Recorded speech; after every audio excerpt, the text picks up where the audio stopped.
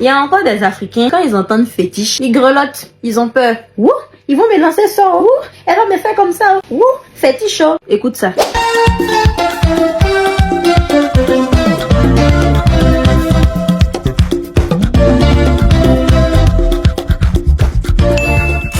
Fétiche est un objet sacré à qui on attribue des pouvoirs spirituels. Un exemple rapide, faut pas on va aller loin. Le stylo que je tiens dans ma main là peut être un fétiche. Ma guitare peut être mon fétiche. Ce que vous ne savez pas, c'est que le fétiche soigne, il punit, il protège, il attire même la chance. On les retrouve dans plein de cultures africaines, au Bénin, au Togo, en Côte d'Ivoire, chez les Sénoufo, chez les Ewe, au Ghana, bref, partout. Partout où il y a Afrique, il y a fétiche. Et comme je vous l'ai dit au début, on peut faire le fétiche avec n'importe quoi. Un tissu, des clous, un fil rouge, des coris, une corde, tout. Avant, au temps de nos ancêtres, on ne connaissait pas Dieu, Mahomet, Jésus, Marie, non.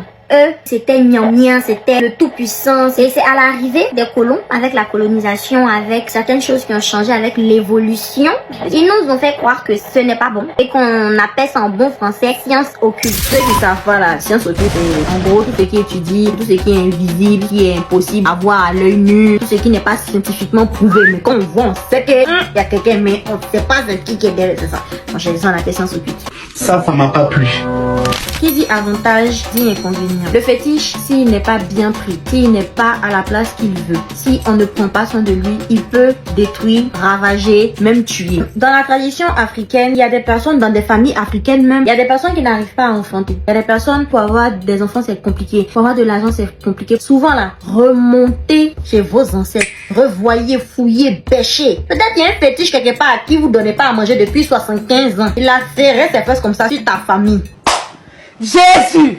Revoyez ça. Comme deuxième gros inconvénient que je ne supporte pas, et dans toutes les religions d'ailleurs, il y en a, ce sont les faux prêtres, les faux marabouts et les faux féticheurs. Comme troisième inconvénient, on a les rites très dangereux. Il y a les féticheurs qui vont te demander d'envoyer des sangs d'animaux, des pieds d'hommes, des crânes et tout. Franchement, ça, non. Mais ce qui me plaît le plus dans tout ça, c'est qu'il y a des personnes qui sont restées fidèles à leurs fétiches que leurs ancêtres ont adoré depuis longtemps. C'est-à-dire que même en 2025, là, ils continuent de donner à manger à ces fétiches. Ils continuent de leur donner à boire. Ils continuent de les célébrer. C'est comme chez nous, les Akans, enfin, les Baoulés. Nous avons le Komian. Et le Komian, c'est un fétiche qui est possédé par un esprit qui parle à travers un homme, qui est le Komian. Il peut aussi s'exprimer à travers une femme ou une petite fille ou un enfant, ça dépend. Les Komians, ils guérissent avant tout, ils écoutent, ils sauvent. Maintenant, quand on les voit danser là, ils dansent pas parce qu'ils ont envie de danser bien, ils dansent pas parce qu'on doit les regarder, non. Ils dansent parce qu'il y a un esprit qui sait manifester ou qui veut se manifester. Donc souvent, enrichissez-vous culturellement, c'est important. Si on te demande qu'est-ce que tu as retenu de tout mon bavardage là, faut dire que tu as retenu que le fétichisme, c'est une science ancestrale, c'est une spiritualité.